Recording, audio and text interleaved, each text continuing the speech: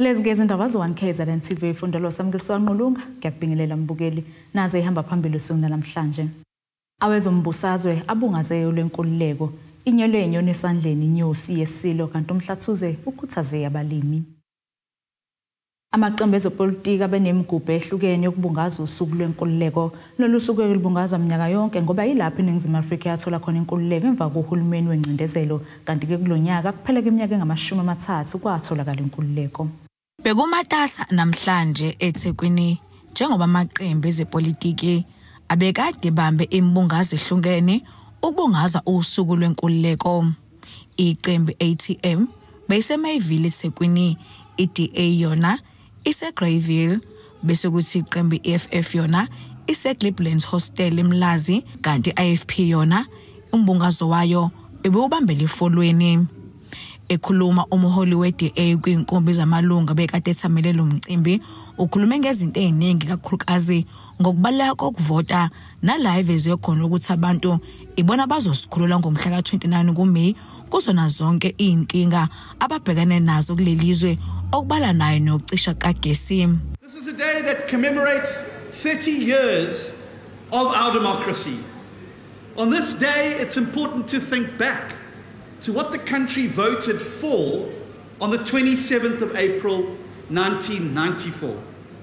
Now, as much as that day was about celebrating equality, diversity and democracy, it was also about the most important freedom of all, and that is economic freedom.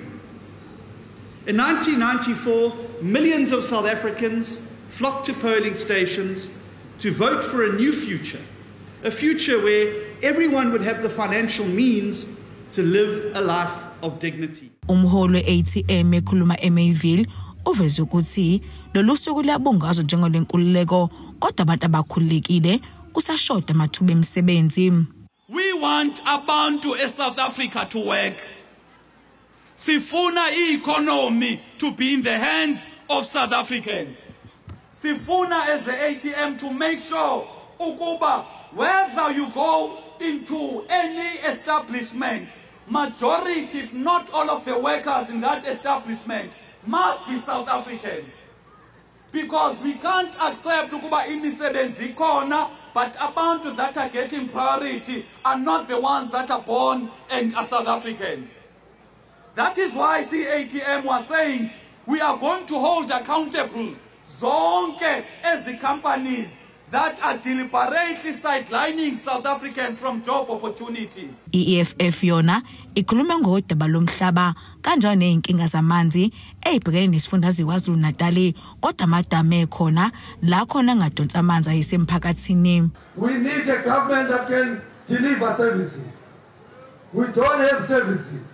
We don't have roads. We don't have electricity. We don't have water. Endaweni esihlala kuzona namhlanje for the first time eThekwini utshela ukuthi amanzi awekho kodwa kunamadama amaningi la kukhona everything that can provide water kodwa amanzi awekho kule ndawo esihlala kuzona. Abantu basemkhanyakude kunamanzi koJozini Dam kodwa namhlanje they don't have water ngoba amanzi ahleli aholwa belungu omasipala bathenga amanzi ebelungwini ukuthi babuye bazonikeza abantu because were led by cowards. Ongusihlalo we-IFP kulesi sifundazwe uthi abantu kobaleka ukuthi umhla ka-29 Meyi okuwusuku lokuvota bayayikhipha ey'ntweni ezahlukene ngevoti labo ngoba nabo bakulungela ukuthi bashintshe impilo zabantu. Balekile ukuthi siligubhe ngoba ukugubha kwethu akubona nje ukudansa nokucelebrate kodwa ukuxoxa ukuthi konje sasize singene kwenkululeko abantu babenganakiyo uhulumeni wamabhunu. Manje ke uhulumeni lokhona wabantu bakithi abampisholo bawona abantu bakithi awubanaki njengamanje. Manje ke leli thuba leli ithuba loba sixoxe ngalezo zimo lezo ukuthi bavota bevotela ukhipha uhulumeni ongabenzeli lutho owayenzela abambalwa kuphela bebala leli mhlobo. Nalo uhulumeni njengamanje kufanele abantu bayibuza ukuthi uyabenzela yini sekuhuye uhulumeni wabantu bakithi abamnyama ngabe basenalo enithemba. Ingakho kwesikhuluma ngemisebenzi thina esiyaziyo ephathekayo ngoba makhuluma ngelegacy yomntwana waphinda angene sikhuluma ngemisebenzi ephilisa abantu namhlanje. Sikhuluma more than 6,000 classrooms okufunda khona izingane zethu. Sikhuluma ngama colleges asengama-TVET colleges namhlanje okufunda khona izingane zethu. Sikhuluma ngama-universities afunda khona izingane zethu. Kudeboho Sibisi wezindaba ze-1 KZN TV kuChannel 261 ngiseThekwini. UNdunankulu kaZulu umfundisi Thulasizwe Buthelezi ophinde abe ngumeya wesifunda saseZululand useqinisekisile ukuthi inyosi yesilo uBuzetsheni Mdletshe useqashwe yilo mkhandlu njengozofundisa aphinda aqeqeshe izimbongi namaciko ahlukene kwisikhungo Indonza Arts and Crafts Center eSisolundi eMkhazane. uShengu usho lokho engxoxweni ekhethekile neze kulezi ndaba ngenkathi ke hambele esikhungweni semfundo ephakeme ongoye kwaDlangezwa namuhla. Umeya womkhandlu wesifunda iZululand ophinda abe uNdunankulu kaZulu umfundisi uThulasizwe Buthelezi uqinisekise izindaba zokuqasha kwenyosi uBuzetsheni Mdletshe njengoma kade bona ozocija intsha enentshisekelo ezintweni zobuciko kanye nobumbongi. Lokhu kuza ngemuva kokunqanyulwa kwesivumelwano sokusebenzisana phakathi kukaNgomane nohulumeni wesifundazwe. uMdletshe ongenye izingwevu ezinomlando onothile ngezindaba ezithinta isihlalo sobukhosi kanye nezesizwe. Umsindazwe oyinyosi yesilo inqolobane yethu ikakhulukazi uma sikhuluma ngamasiko namagugu alapha kwaZulu. Siwumkhandlu ke useyingxenye yethu njobe seqashiwe ikakhulukazi ukudlulisela ulwazi entsheni kulabo abanothando lokuhaya izibongo zamakhosi, kulabo abanothando lokufunda amahubo asendlunkulu. Ngakho ke sibona umsindazwe ezobamba iqhaza elibalekile ekuthuthukiseni ezamaciko lapha eZululand. uShenge wehambele isikhungo semfundo ephakeme University of Zululand ukuzobheka inhlalakahle yabafundi aphinde ezwe nezinselelo ezibakhungethe. Silapha njengomasipala waseZululand eUniversity ongoye ukuzohlangana nabafundi abaqhamuka eZululand ukuzobona inhlalonhle yabo ukuthi bahlezi kanjani, ukuzozwa inselelo ababhekene nazo lapha eUniversity nokuzoyinikela njengomkhandlu ukuthi sikwazi ukubalekelela kuzo lezo ingqinamba ababhekene nazo. Lapha njoba silapha eUniversity of Zululand ilapho abaholi bakusasa beqeqeshwa khona njoba de sinomeya walapha eMhlathuze ukhiqizwe yiyo le university. Ngakho ke sithe njengomasipala asize la kuqeqeshwa khona nalapho khiqizwa khona abaholi bakusasa ukuze sizobakhuthaza ukuthi bangalahlekelwa yilokho abakuzele kodwa babambisise amathuba ukuze baphumelele. Uthi ke bakhethe lesikhungo ngoba sinomlando uvundile ngokukhiqiza abaholi abanohlonze. Usuku lwanamhlanje ke iSouth Africa yonke igubha iminyaka engama-30 sazuza inkululeko. Kulolu suku sikhumbula ingqalabutho zethu njengobaba umhlonishwa uNelson Mandela, ingqalabutho zethu umntwana wakwaPhindangene nabanye abaningi abazabalaza ukuze intsha yakithi namhlanje ibe namathuba angcono. Besizogqugquzela ke inkulungwane zabafundi abakulomcimbi ukuthi kuseyithuba labo ngomhla ka-29 May ukuthi bahambe beyovota ukuze bafake uhulumeni ozokwazi ukubhekelela abafundi. Sizwile abafundi bekhala kakhulu ukuthi abanakekeliwe ikakhulukazi indaba ye-NSFAS. Ithuba labo ke 29 May ukuthi bafake uhulumeni ozobanakekela abeke eqhulwini izidingo zabafundi. Izindabeni ze-1 KZN TV nginguphiwe Mthembu ongoye University of Zululand. Umasipala uMhlathuze uqhuquzele abalimi nabafuyi ukuba ke batshale ukuze bethuthuke kukhuleke nomnotho ukudaleka amathuba omsebenzi. Lo mcimbi uhanjelwe abalimi abangaphansi kwaMasipala uMhlathuze. Imeya yoMasipala uMhlathuze uXolani Ngwezi uqhuquzela abafuyi kanye nabalimi kuhlelo isithangami sabalimi nabafuyi. uNgwezi udalula ukuthi umnyango wezolimi iwona ovula amathuba omsebenzi kanye nokukhulisa umnotho. Imeya uMhlathuze ibe seyiveza ukuthi banikele ngezinsiza kusebenza kubalimi.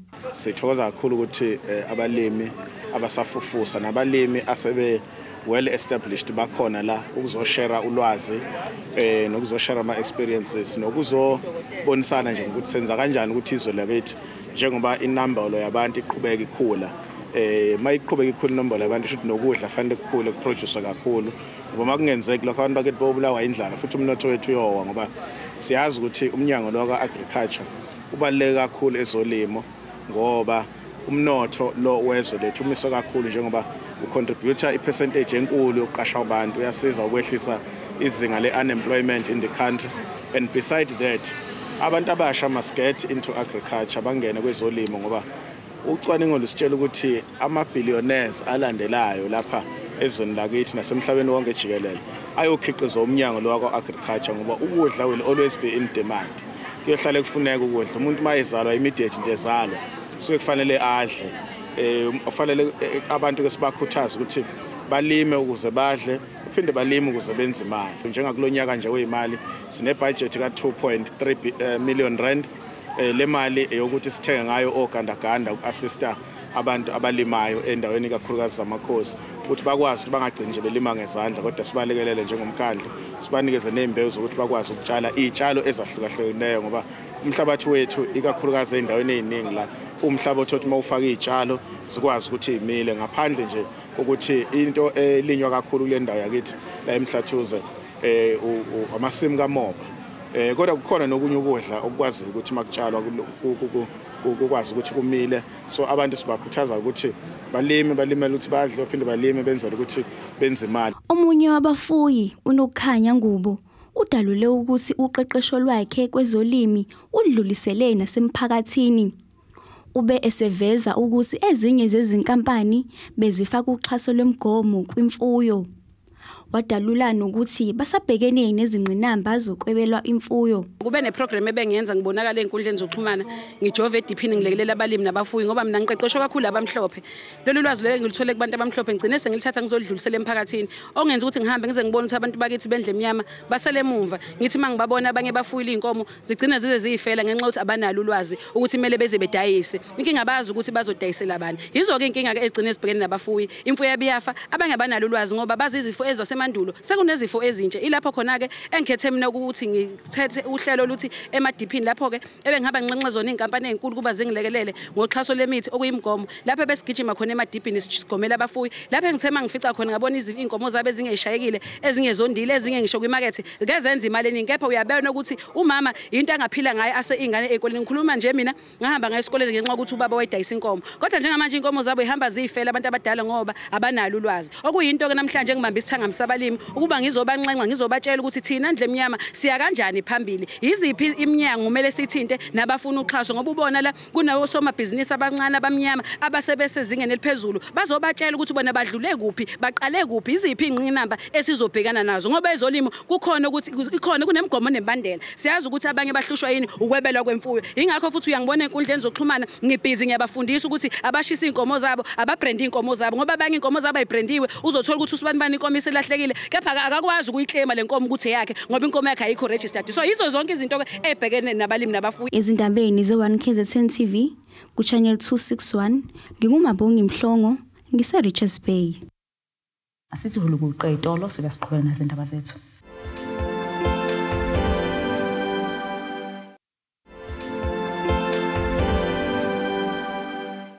Asikwamukele mbukeli ubukele indaba ze1KZN TV nazi ihlokwane izona ehamba phambili. Awezombusazwe abungazeyo lenkululeko inyelwe inyoni esandleni inyosi yesilo kanti uMhlathuze ukhuthaze abalimi. Umasipala wesifunda uMzinyathi ubambisene neBigabag Athletic Club bathi-ke asemungomume olungiselelo omjaho weminyaka yonke obizwa ngePrince Mangosuthu Marathon ohlelwe-ke ukuhlonipha umntwana kaphinde angene kanye nokuthuthukisa umnotho omphakathi wakhela isifunda uMzinyathi. Lo mjaho-ke usuke endumeni uyenquthu kanti laba-ke bahambele umphakathi umasipala endumeni ngenhloso kuwanxanxa ukuba-ke ubhalisele ukuba yingxenye yomjaho ozokuba-ke mhla zi-5 kuNhlaba. Asemingomume amalungiselelo omjahi Prince Mangosuthu Ultra Marathon lokhu kuvele ngenkathi umasipala wesifunda uMzinyathi uhlanganyele nomphakathi edolobheni iDandi lapho benxenxe khona abantu kuba bebhalisela ukuba ingxenye yalomjaho. amalungiselelo omjaho asesesimene esikahle kakhulu ngoba umkhandlo wasemzinyathi usukuhlelile ukuthi umjaho wethu ube sesimene esiright uzoba ngomhla ka5 kulenyanga ezoqala. Umjaho wethu uneminyaka ewu5 wabakhona, umnyaka wesi5 lo umjaho wethu umnyaka wesi5 lo wabakhona. Ngakho ke bonke abantu basemzinyathi abeze bezoyithathela izumbulu zemali ngoba sezi ama prizes akhona asebekiwe asekhona ngaphezulu kwemali engango 150,000 engaphezulu kwa 750,000 imali ekhona nje bekiwe ebekela abantu basenquthu kwi marathon nangaphezulu kwemali futhi ezotholwa abantu abasowumabhizinisi abazohlomula kakhulu ukuthinta inquthu iDandi kanjalo indumeni umsinga bathinteka bonke labo bantu laba basondeleke kakhulu bezoyithathela izumbulu zomjaho wasemzinyathi. Baqhubeka ngokuthi lo mjaho uhlelele ukuthuthukisa umphakathi wasemzinyathi kanye nokuhlonipha umntwana akaphindangeni.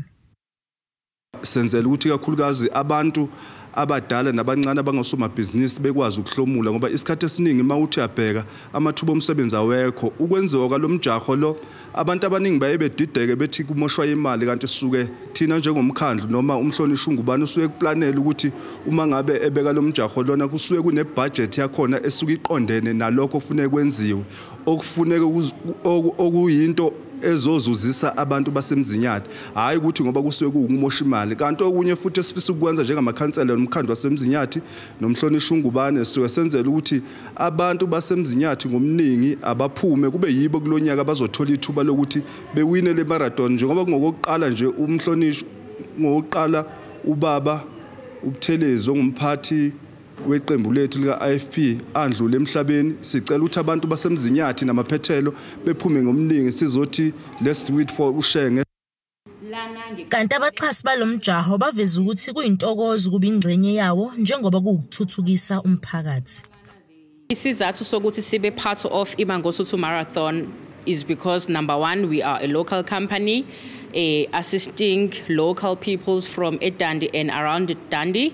Le race lena sijabulile ukuthi sibe part of yona esi company just because of umkhiqizo wethu esinawo ulula and ucheap for ama runners. Kunama runners la ngaphandle ahlulekayo ukuthi aqhubeke abe ama runners just because of ama supplements akhona ayadura. So thina as Orange Grove sinama asemzansi ama hewu ethu which are very good and in making sure ukuthi mawugijima you are able to sustain your breath and ayagrifila it's a meal on the go. Khona manjalo omunye wamakhansela ubesenxenxa abantu besifazane ukuba beungenele lo mjaho. Bengifisa kulonyaka ukuthi abantu besifazane baphume ngomningi bayoregistera ungena kulomncintiswano ngoba isikhathi esiningi ke sibone kuwamadoda isikhathi esiningi nje kuwamadoda kakhulukazi kodwa kulonyaka bengithanda mina njengomuntu wesifazane futhi ngiyabaqoqumezela ukuthi abantu besifazane bengenele imncintiswane bengene zonke izinto zama sports emzinyathi bebe khona nabo bezokwazi ukuthi beyithuthukise ngelinye ilanga bezokwazi ukuyimela. Thobeka Dladla ezindabeni ze1KZN TV endumeni. Intsha engamanxusa enhlangano kaKhongolose avele ezindaweni ezahlukene zesifundazwe wahlangana ke empangeni ukuzogqugquzela abantu abasha abazobeqala ukuvota kulonyaka. Ekhuluma nekuzoleza indaba uKhainsan Dulu uthi ke kuyabaqonda ukuthi ke iningi labantu abasha bakubona ukuchitha isikhathi ukuvota ngoba ke alukho ushintsho lwenzakalayo uthi ke ngalolu hlelo bakholelwa ukuthi ke bazokwazi ukushintsha indlela abacabanga ngayo. Njengoba sezihubela sakushango usuku lokuvota amanxusa entsha kaKhongolose avele ezindaweni ezahlukene abuthane eCloud 7 empangeni nokuyilapho ke bezogqugquzela intsha kakhulukazi kulezo beqala kulonyaka ukuvota njengoba ke bengamanxusa kaANC bathi umsebenzi wabo ukuveza imisebenzi yenziwe yileli qembu bephinde ke bekhuthalele noma bekhuthaze intsha ukuba ivote. Into esizoyenza kakhulu ukuthi abantu abasha bazokhuluma encourage abanye abangaphandle abantu abasha abama first voters njengabo ukuthi bakwazi ukuthi bavotele uANC so bazokuhlahlela ke lokho ukuthi kungobani bakusho lokho ngobani so izinto kanjalo bazoyihlahlela bayicacise kahle ukuthi kungani besho kanjalo ukuthi akuvotele uANC so izinto esizozenza lapha senza izinto zabantu abasha ngoba ngicabanga ukuthi mhlawumbe uyaqonda futhi nangesikhathi sesiphila ngazo ngaso I-communication esesinayo thina njengabantu abasha ama-2000 akusafane nama-90s so i-communication sithe ihluka akusafani nokuthi umuntu omusha ngeke usamfica esemhlanganweni nomphakathi lebizwayo. uNtuli uthi njengoba behlangene abakhethile ukuthi iliphi iqembu kodwa ke bakhuluma nawo wonke umuntu omusha eziphendulela uNtuli ukuthi ungani bafuna bavotela ukhongolose baphendule kanje. Abantu laba abantu abasha baka-ANC so bazobe lokho abazokwenza namhlanje ikona okuzokwenza inkosazana lokho ekushoyo ukuthi laba bangaphandle bahlele emakhaya abangakadecide ukuthi bavotele liphi iqembu namhlanje ke sizokwenza lo msebenzi wokuthi laba bangakadecide bakwazi ukuthi badecide ukuthi bavotele iAfrican National Congress okuyinhlangano ebusayo. Abantu abasha babhekene nezinkinga eziningi esikhungweni zemfundo ephakeme kuhlanganisa ke inkinga NSFAS okuyisikhwama esixhasa abafundi ngezimali bebuza ukuthi ungani ke befuna ukuvotela iqembu leANC. uNtuli ukuthi lezi inkinga ezibhekene nabafundi ziyisinkinga zesikhashana ezidlulayo abantu abasha bengalethemba iqembu leANC inakho ukuthi ibe nakho ukuthi singaqondani kodwa akekho umfundi njengamanje ongawutholile uNSFAS wakhe njengoba simile lapha njengoba sikulenyanga sikuyona noma kube nawo khona ama delays abakhona ukuthi nabo ngoba kube khona ukuganga futhi kwasemphakathini kwawo thina njengomphakathi ukuthi saganga umuntu ozalwa umzali okwazi ukuthi athathe umntwana wakhe ngaloko ukuthi afuna uNSFAS athathe umntwana wakhe amise enyuvesi ebese enza ubuqhophololo noma enza amaphutho ukuthi umntwana wakhe bese naye ebese valela lezi ingane zalabo abazali abangathatha entweni ngempela. So ilezo inkinga esibhekene nazo futhi izona ezenza ukuthi kube khona lama delays akhona ngoba bekuzama ukuthi kulungiswe lokho yahlungwa yahlahlelwa so bekuzanya ukuthi kulungiswe lezo zimo ingakho sibe nalama delays akhona kodwa abafundi abaningi imajority kuzwelonke kwisifundazwe saKwaZulu-Natal bawutholile uNSFAS. Intsha yaseNewcastle ithi ifisa ukuba kumasipala eNewcastle ulekelele kakhulu ekuthuthukiseni amabhizinisi abamancane njengoba kusaqhubeka ukwentuleka kwamathuba omsebenzi kanti ke baphinde baveza ukuthi ke kungabalekelela nokwakhelwa izindawo lapho bezothuthukisa khona amakhono abo. Lokhu ke bakusho emva kokwethula kwentuthuko edidiyelwe ngaphansi komasipala eNewcastle. Youth yaseNewcastle we are diverse in a way yokuthi there are academics, there are abantu abakwi business and then kube khona ama job seekers, but in most youth yaseNewcastle, especially where mina I am coming from, I'm coming from a rural and a farming area. We are people esinama small businesses which esicela ukuthi umasipala asilekelele in supporting those small businesses that we do so that they may not be small but they may be emerging businesses and try to ukungena towards in the business industry. Where I'm coming from, kunama mines, kunama industries, which esicela usizo lakho masipala ukuthi asivulele iminyango khona so that we may be able ukuthola access yokuthi we use ama businesses ethu as ama service providers kulo ma businesses. Umasipala waseNewcastle angasisiza ngokuthi si youth as createle ama centers afana nokuthi si develop ama skills wethu njengoba sihlele emakhaya nje sinama diploma abanye banama certificates amakhono athile so sidinga ukuthi ke umasipala as create lama centers ukuze si apply le skill esifundile ema university noma ema technical la sibuya khona ukuthi sikwazi ukuthi ke nake sibe nomqondo ukuthi sizivulele izinto zethu nathi ngoba akuthina sonke sizoqashwa emsebenzini yabona sizokwazi ukuthi ke sizisebenze mase sikwazi ukuzisebenza ila sikwazi khona ukuthi siukhulise umnotho waseNewcastle ukhule udlodlobale ugcine usufike lapho ivision yaseNewcastle ifuna ukuthi ube khona. Uyazama nje umasipala uzama kakhulu kodwa kukhona lapho eyafike evimbeke khona. Yabo uma mevimbeka uvinjwa izinto ezincane ukuthi khona izinto angayitholi ukuthi ekwazi ukuthi eyilethe kithi siwumphakathi.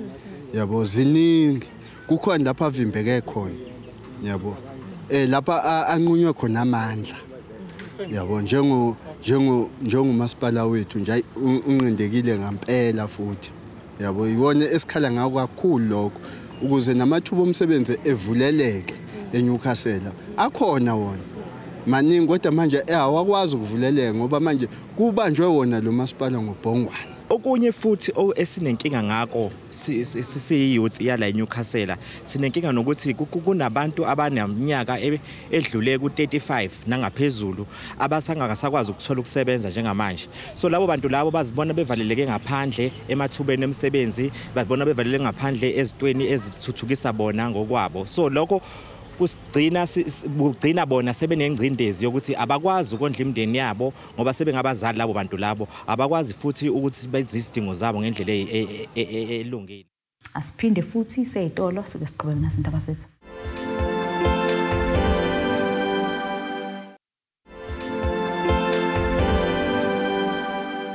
Asiphinde ke sikwamukele mbukeli usabukele zona indaba z1KZN TV nazo bekuyizona behamba phambili namhlanje. Awezombusazwe abungazeyo lwenkululeko inyelwe inyoni esandleni inyosi yesilo kanti umhlathuze ukhuthaze abalimi. Ake sibheke ngosini yezomnotho.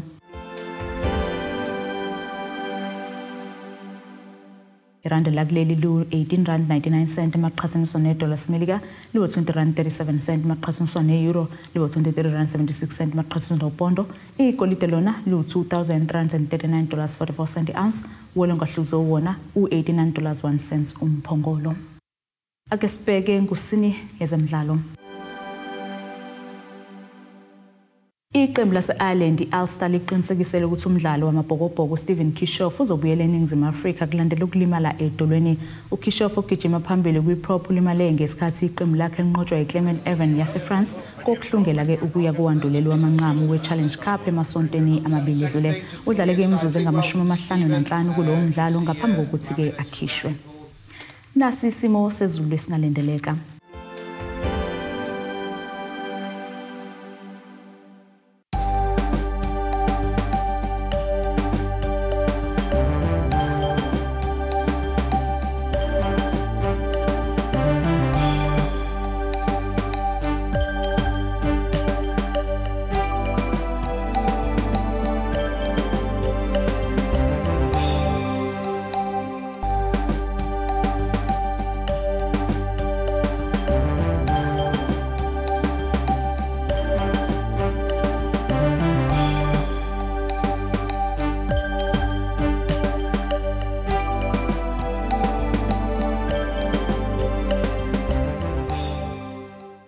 Bukelike ziyaguqa bese kuphathele zona usuku namhlanje. Mina nawe siyohlangana futhi ngasiphinde sihlangana nisala kahle emakhaya. Abethuli bethu bezindaba baxhaswe iThulis Bayview Bridal. Ungabashayela kulezi zinombolo ezivelile.